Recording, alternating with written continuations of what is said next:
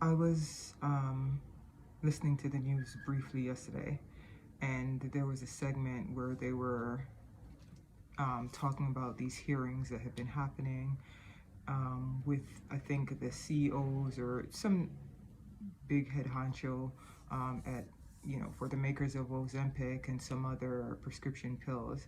And the thing is that they are charging so much more for those pills here in the United States than in elsewhere. Like it's like 7 times the amount for some prescription pills here than it is in in Europe as a whole.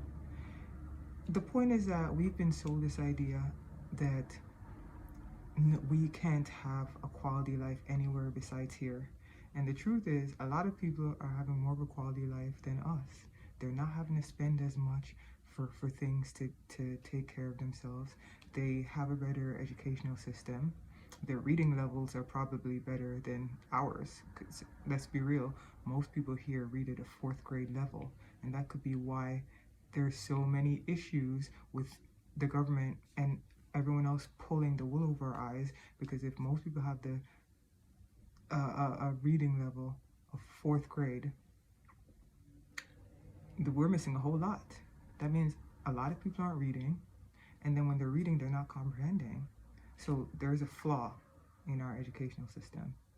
There's a flaw in the fact that we're spending way more for healthy foods. There's a flaw in the fact that a lot of ingredients that are straight up banished elsewhere are still in our foods.